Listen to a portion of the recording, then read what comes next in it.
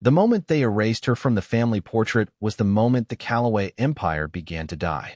The camera flashes burst like tiny explosions across the marble ballroom as New York's richest family prepared for their annual Forbes cover shoot. Crystal chandeliers glowed above tables dressed in white orchids and gold candlelight, while servers moved silently through the crowd carrying champagne that cost more than most Americans made in a month. At the center of it all stood Ethan Callaway, heir to Callaway Global Holdings, wearing a midnight black tuxedo and the cold expression of a man already somewhere else in his mind. Beside him stood Vanessa Hale in a silver designer gown that shimmered every time she smiled for the cameras. And 10 feet away, one hand resting gently on her 8-month pregnant belly, stood Claire Callaway. Forgotten, invisible, replaceable. Mrs. Callaway, closer to your husband, please, the photographer called while adjusting his lens. Claire took a small step forward, her satin heels clicking softly against the marble floor, but before she could reach Ethan, another voice sliced through the ballroom. Not her. Margaret Callaway lowered her champagne glass with perfect calm. The 70-year-old matriarch wore diamonds around her neck worth at least $3 million, but nothing in the room looked colder than her eyes. She smiled at Vanessa instead. She belongs next to Ethan now. The ballroom went silent, so quickly Claire could suddenly hear the fountain splashing near the staircase. Somewhere in the back, someone awkwardly coughed. Nobody moved. Nobody defended her. Ethan adjusted the cuff of his tuxedo without looking at his wife. That hurt more than anything. Claire stood frozen beneath the lights, carrying his unborn son, while another woman slowly stepped into her place like this had all been planned weeks ago. Vanessa slid her arm through Ethan's and leaned her head against his shoulder with practiced elegance. There, Margaret said softly to the photographer. That looks much more appropriate. Claire felt the baby move suddenly inside her stomach, a strong kick beneath the silk fabric of her navy blue gown. Almost like the child could feel the tension in the room. The photographer hesitated. Should we wait for Mrs. Callaway? Margaret never even looked at Claire. You already have the future Mrs. Callaway in the frame. A few quiet laughs spread through the billionaire guests standing nearby. Tiny laughs. Careful laughs. The kind rich people make when they want to stay loyal to power. Claire lowered her eyes slowly. 7 years. 7 years of marriage. 7 years standing beside Ethan while Callaway Global climbed from a struggling investment firm into a billion-dollar empire featured on every business magazine in America. She remembered late nights in tiny apartments before the private jets and Manhattan penthouses. She remembered reviewing contracts beside Ethan at 2 in the morning while he swore they would build everything together. Back then he used to kiss her forehead and call her his lucky star. Now he could not even look at her in public. Vanessa turned slightly toward Claire, the diamonds on her wrists sparkling beneath the lights. Claire recognized the bracelet immediately. It had been Ethan's anniversary gift to her last year. Vanessa noticed her staring and smiled sweetly. Oh, she whispered softly enough that only Claire could hear. I guess he thought it looked better on me. Another camera flash exploded across the ballroom. Claire's throat tightened, but she refused to cry. Not here. Not in front of these people. That was when Margaret extended a white envelope toward her without emotion. Divorce papers. Right there beside the champagne tower and family portraits. You can make this easy for everyone, Margaret said calmly. Especially for the baby. For the first time all night, Ethan finally spoke. Quietly, coldly. Claire just signed them. The room held its breath as Claire stared at the envelope in silence. Then slowly, almost peacefully, she removed her wedding ring and placed it on the table beside the champagne glasses. And somewhere near the ballroom entrance, the heavy doors suddenly opened. The ballroom doors opened with a deep metallic sound that cut straight through the silence like thunder rolling into a church. Every head turned at once. 3 men in dark tailored suits stepped inside first, followed by a woman carrying a black leather portfolio against her chest. They did not look like party guests. They looked like people who made billion-dollar decisions before breakfast. Claire still stood beside the champagne table with the unsigned divorce papers in front of her, while Ethan stared toward the entrance with growing confusion. Margaret Callaway narrowed her eyes immediately. She recognized power when she saw it.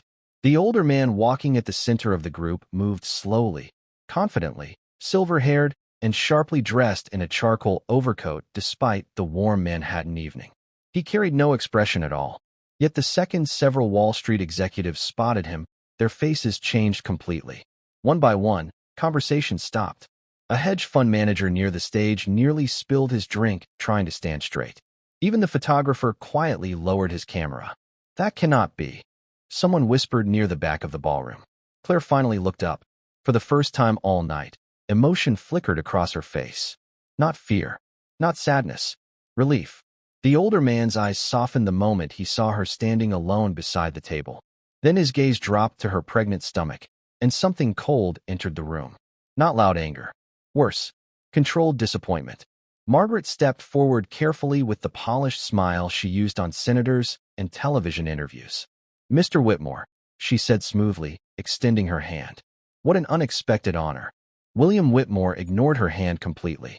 One of the younger executives beside him immediately pulled out a chair for Claire without being asked.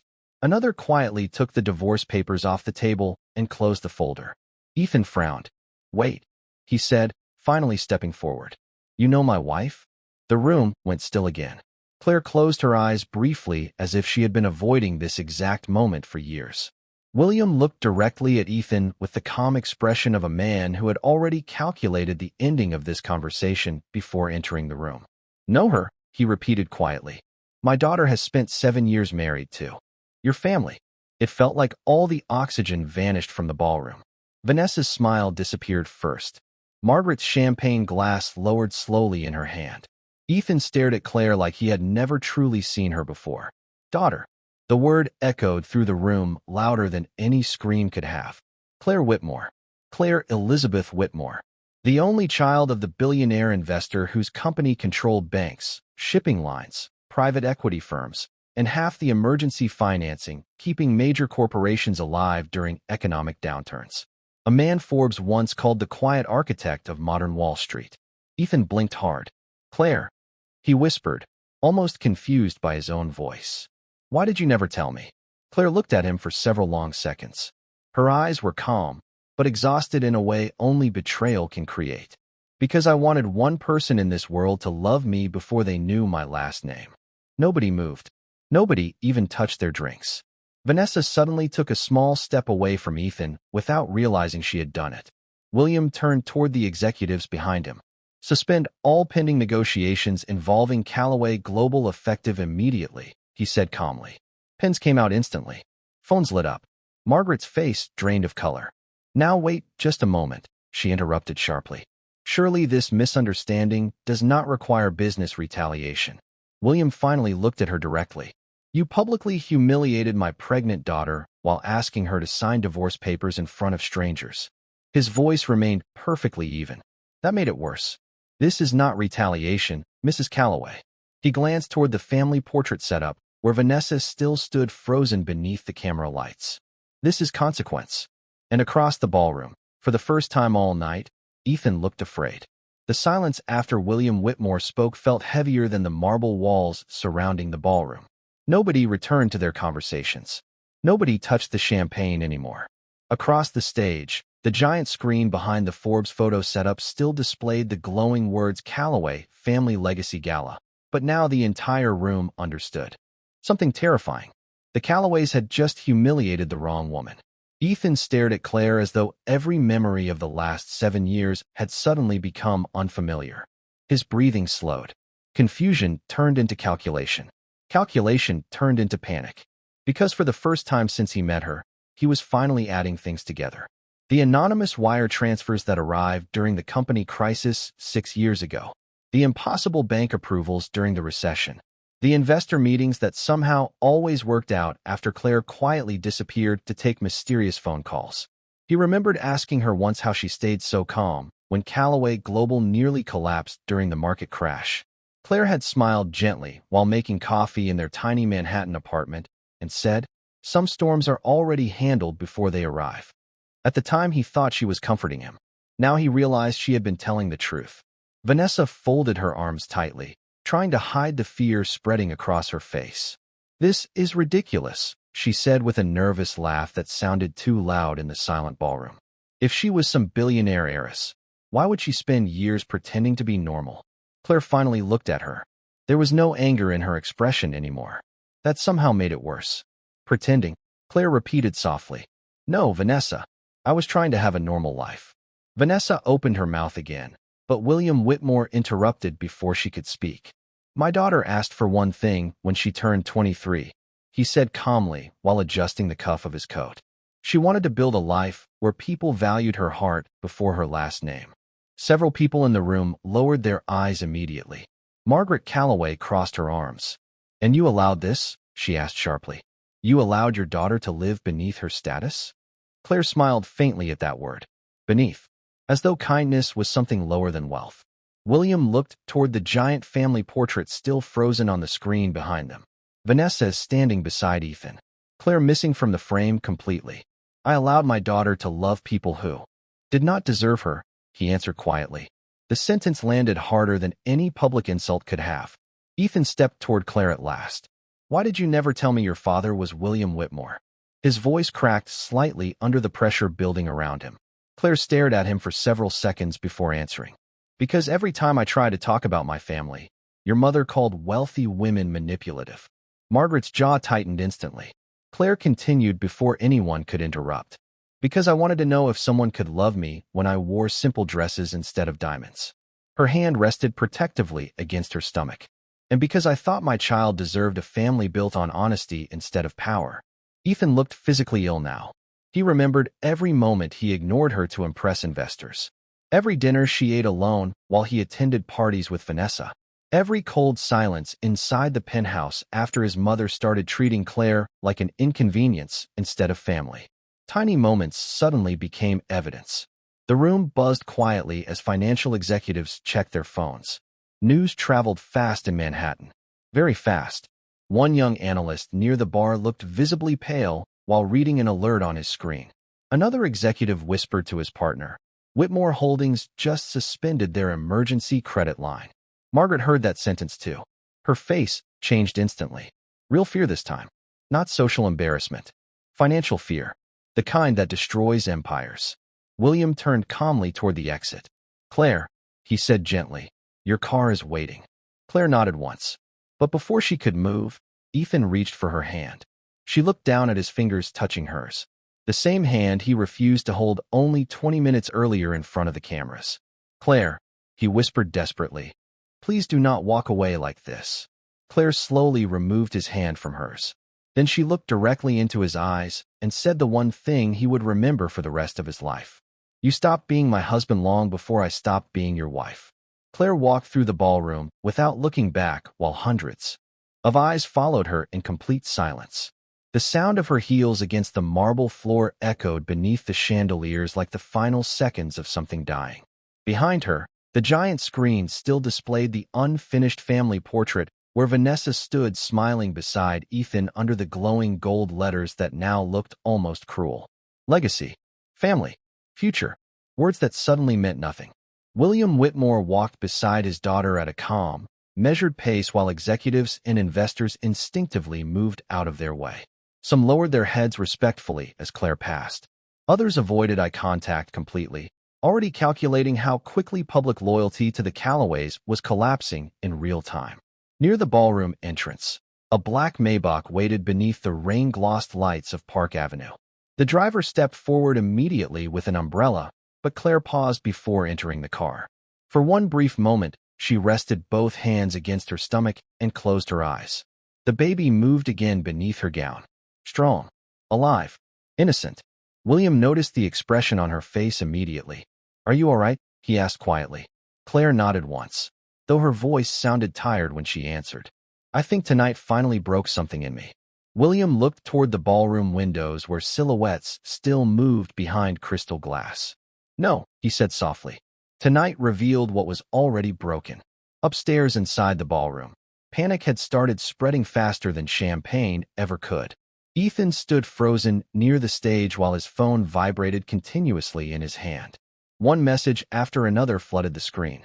Emergency board meeting. Credit suspension confirmed. Investors requesting immediate clarification.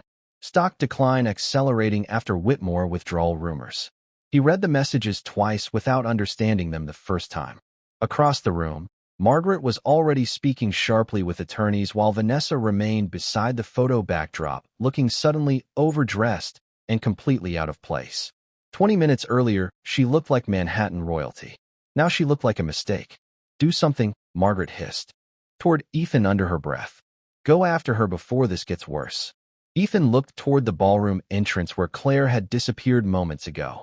The realization finally hit him in full. Claire had never needed the Calloway name. The Calloways had needed hers.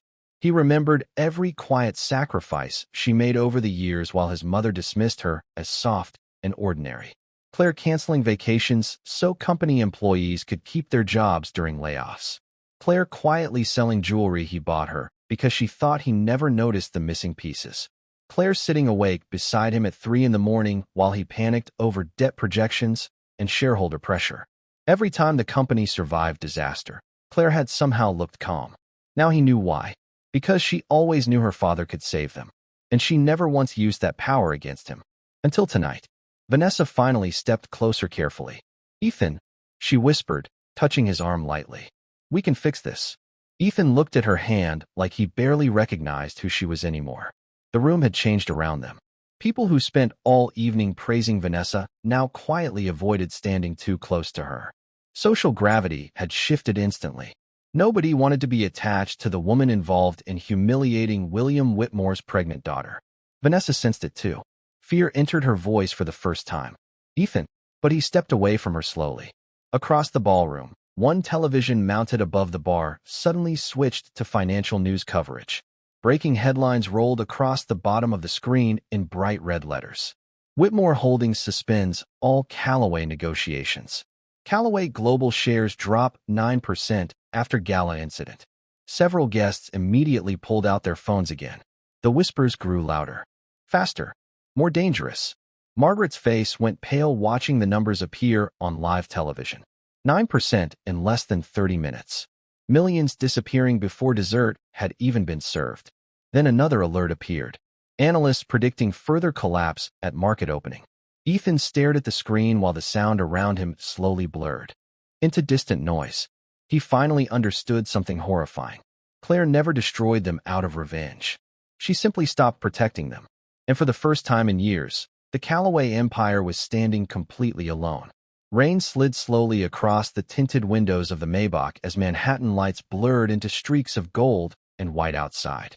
Claire sat silently in the back seat beside her father with one hand resting over her stomach while the city moved around her like a world she no longer recognized. Her phone had not stopped vibrating since they left the gala. Missed calls from reporters. Unknown numbers from investors. Messages from people who ignored her for years suddenly calling her remarkable and brave. Claire never opened any of them. Across from her, William Whitmore read quietly from a tablet while his legal team updated him through encrypted messages. Every few seconds another notification appeared. More losses for Calloway Global.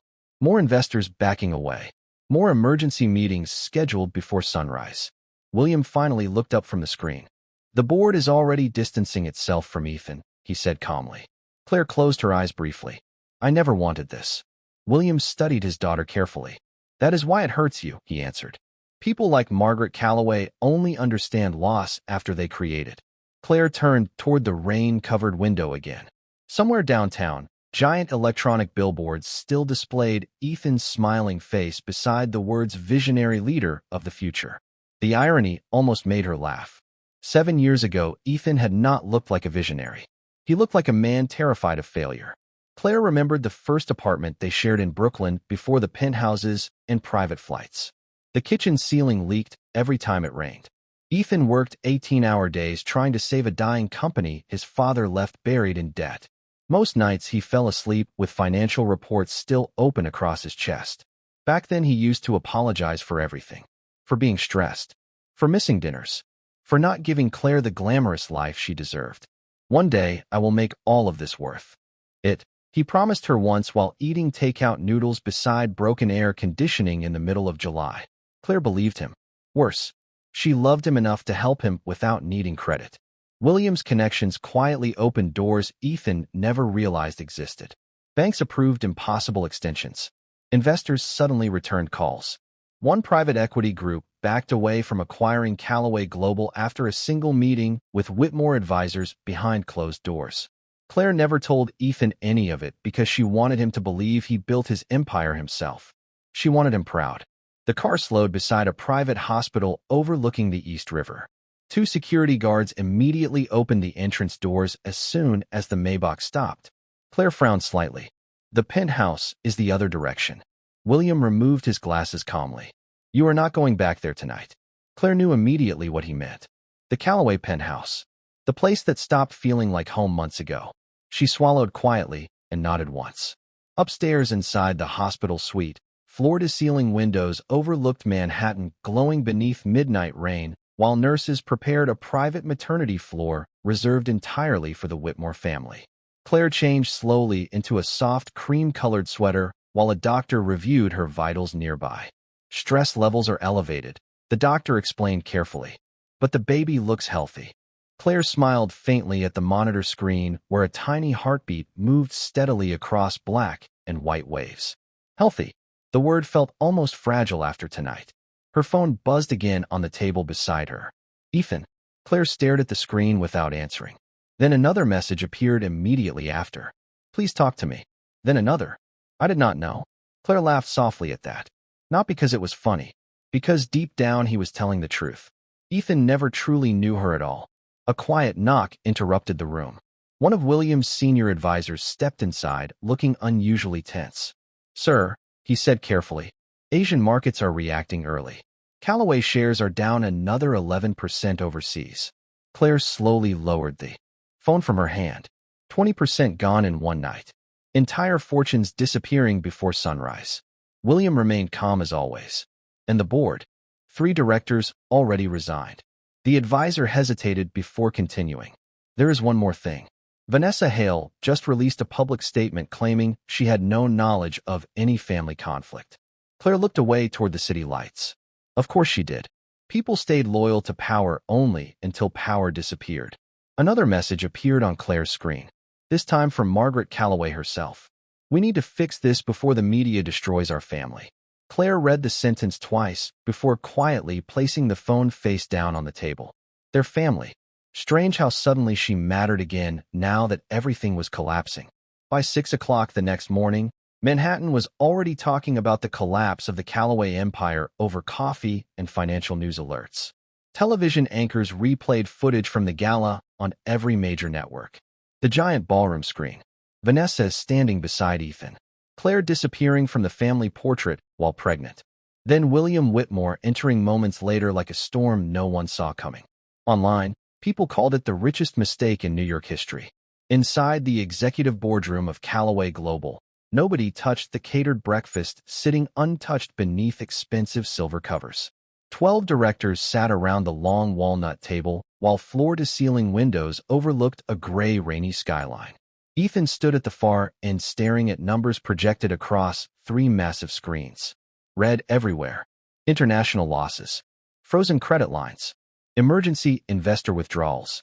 27% gone in less than 12 hours. One board member loosened his tie nervously. If Whitmore Holdings permanently pulls support, we will not survive the quarter. Another director spoke immediately after. Banks are already reconsidering exposure levels. Several partners terminated agreements overnight. Every sentence sounded like another brick falling from a collapsing building. Margaret sat perfectly still near the center of the table, though the dark circles beneath her eyes betrayed a sleepless night. She looked older now, smaller somehow. The confidence that once controlled entire rooms had begun cracking under pressure.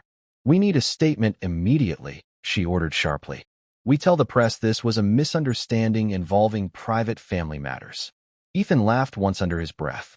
Not because anything was funny, because he finally understood how blind they had all been. A misunderstanding, he repeated quietly. We humiliated my pregnant wife in front of half of Wall Street. Margaret's expression hardened instantly. Then fix it. Ethan turned toward her slowly. How exactly do you expect me to fix something after treating Claire like she was disposable for years? The room went silent again. Nobody wanted to answer that question because everybody at the table knew the truth. Claire had never embarrassed the family. She had protected them constantly while they quietly erased her piece by piece. Ethan remembered the birthdays he missed because Vanessa convinced him networking dinners mattered more. The holidays Claire spent alone while Margaret criticized everything from her clothes to her voice. The nights Claire fell asleep waiting for him beside untouched dinner plates while he chased deals and public praise. And through all of it, she never once exposed who she truly was. Not to gain power, not to gain respect. She loved him enough to stay small beside him. That realization hurt more than the collapsing stock prices. A sudden knock interrupted the room. Ethan's assistant entered quickly holding a tablet. Her face looked pale. "Sir," she said carefully, "Whitmore Holdings released an official statement 10 minutes ago." The tablet screen connected instantly to the boardroom monitors. Claire's face appeared first in a simple photograph taken years earlier. No diamonds, no designer gown. Just Claire smiling softly beside a hospital charity event banner. Beneath the image, the official statement read, "Whitmore Holdings condemns the public humiliation of Claire Elizabeth Whitmore and confirms the permanent suspension of all future financial partnerships with Callaway Global.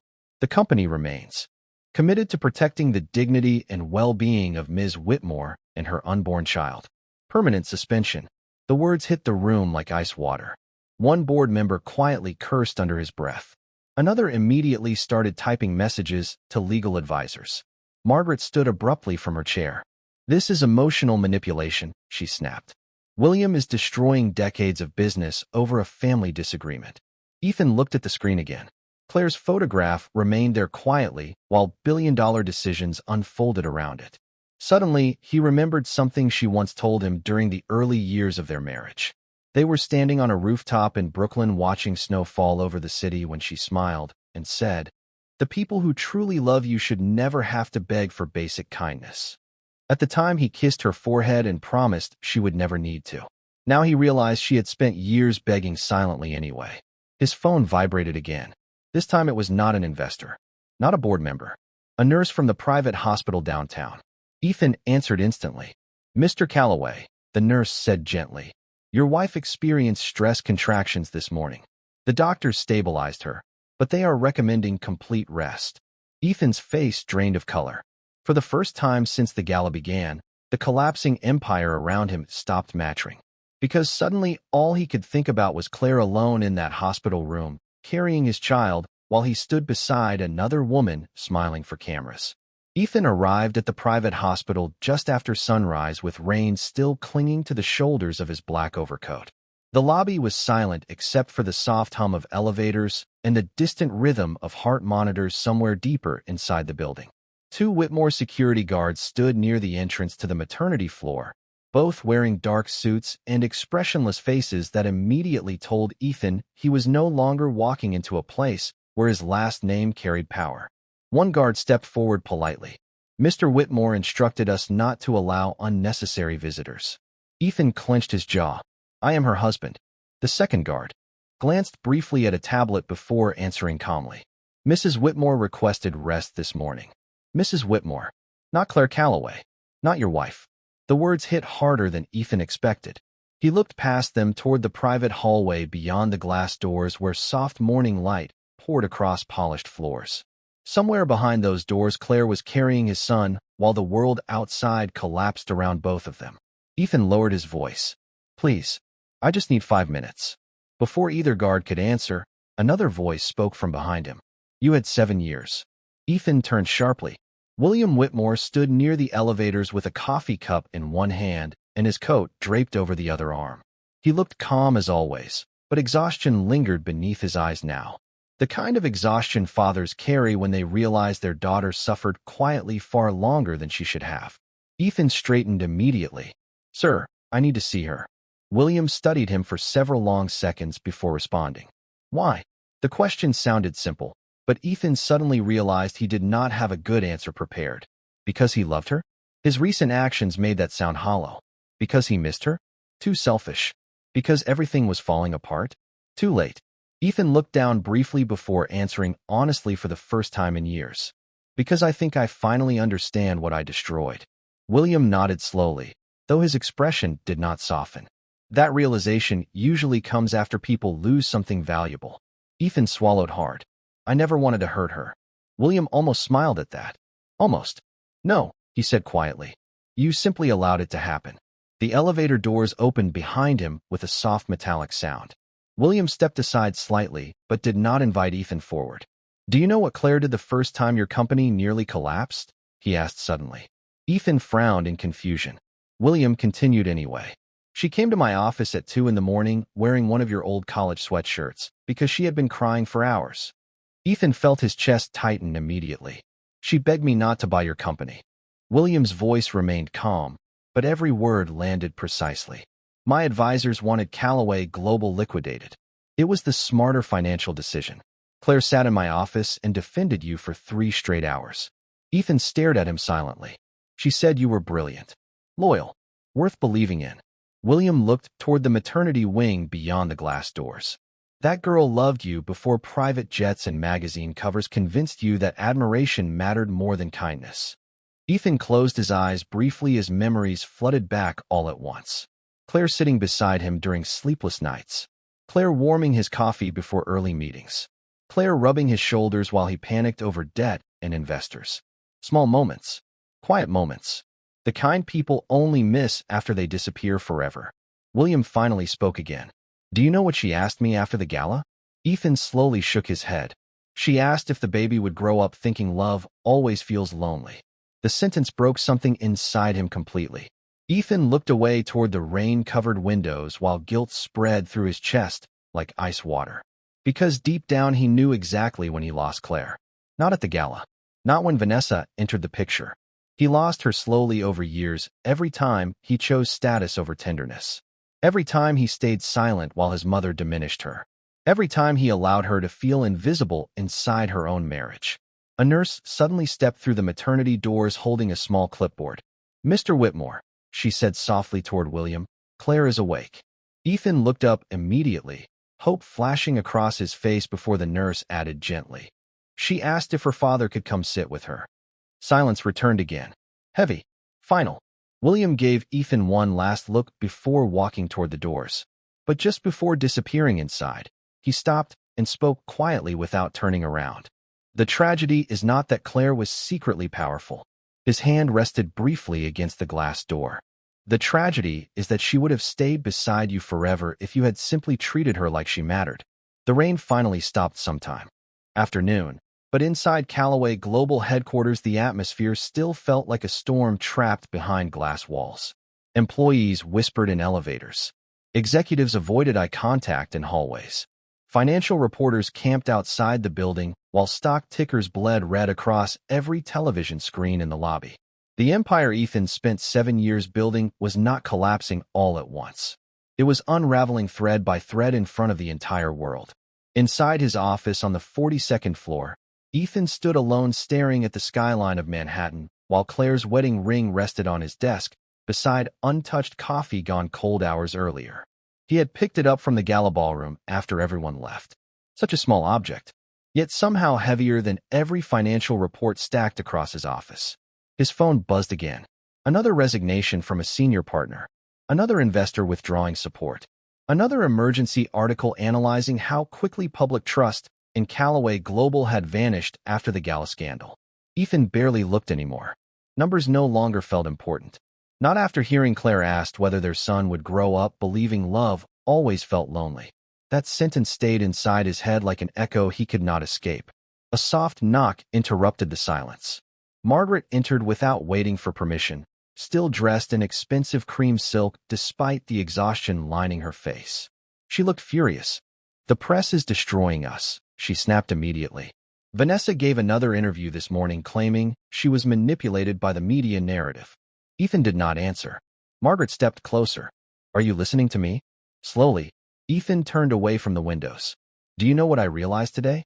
Margaret folded her arms impatiently. This is not the time for emotional reflection.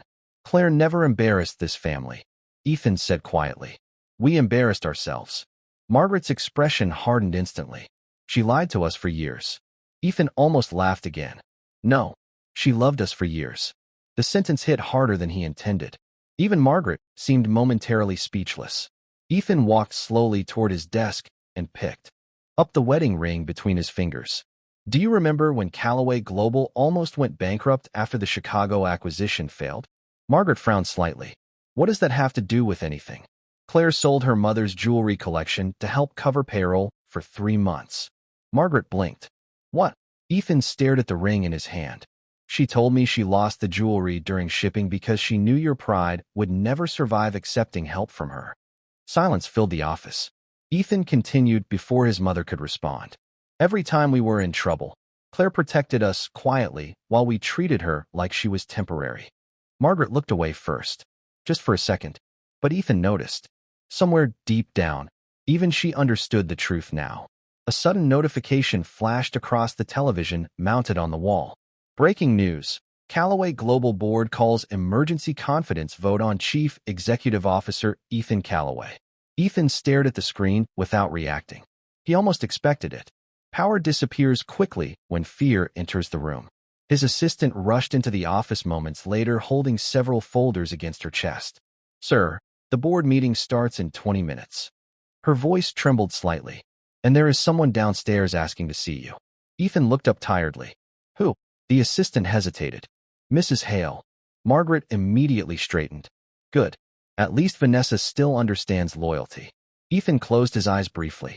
No, he said quietly. She understands survival. Downstairs in the private lobby, Vanessa sat alone beneath bright marble lights, scrolling nervously through headlines on her phone. The moment Ethan stepped off the elevator, she stood quickly and forced a smile that no longer looked natural. Ethan, thank God. She moved toward him carefully. We need to get ahead of this before things become irreversible. Ethan studied her silently for several seconds. For the first time, he noticed how hard she was trying. The perfect posture, the controlled voice, the calculated concern. Everything suddenly looked rehearsed. Vanessa reached for his arm gently. I still believe in you. Ethan lowered his eyes toward her hand resting against his sleeve. Then he remembered Claire warming his coffee during sleepless nights. Claire sitting beside him in silence when he failed. Claire loving him before he became important enough for people like Vanessa to notice he existed at all. Slowly, Ethan stepped back. Vanessa's expression faltered instantly. Ethan, he looked at her calmly now, almost sadly. The worst part about losing Claire is realizing she was the only person in this city who ever loved me when I had nothing. 3 weeks later, the first snow of December drifted quietly across Manhattan, while reporters still camped outside the shattered headquarters of Callaway Global. The giant digital billboard above the financial district that once displayed Ethan Callaway smiling beside the words "Future of American Finance" had finally gone dark 2 days earlier. By then it no longer mattered. The board removed Ethan as chief executive officer after investors abandoned the company in record numbers.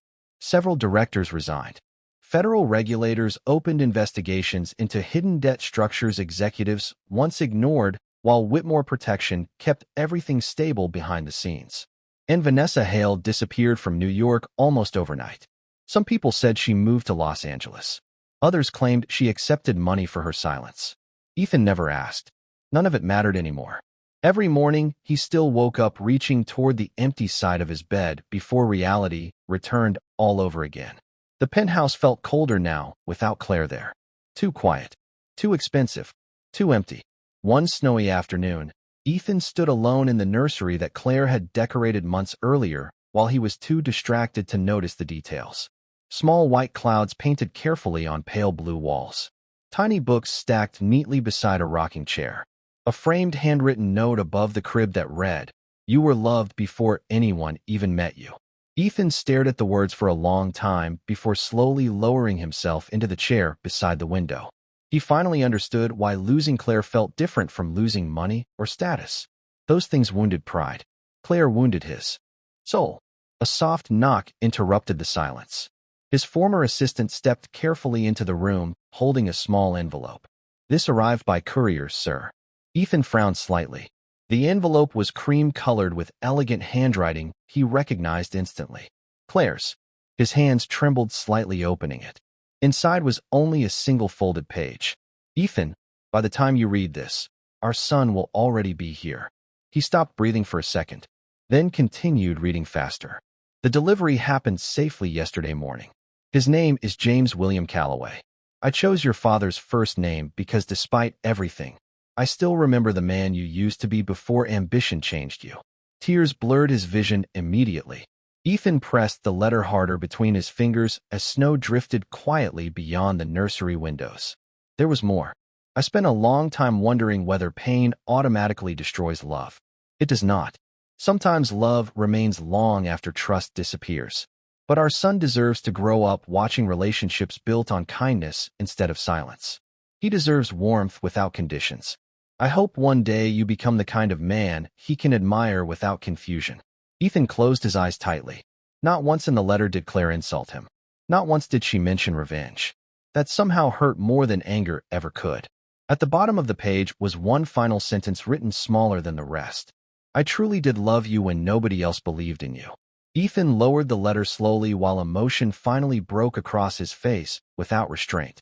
Across the city, inside a private hospital suite overlooking Central Park, Claire sat near the window holding her newborn son against her chest while soft winter light filled the room.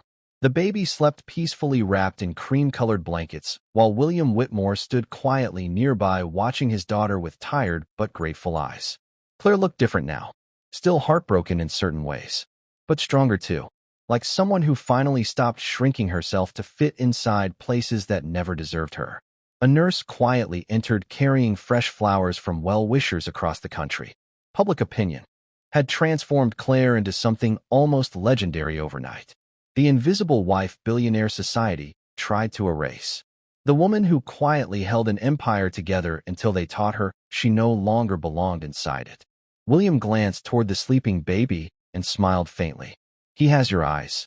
Claire looked down at her son and gently brushed one finger across his tiny hand. No, she whispered softly.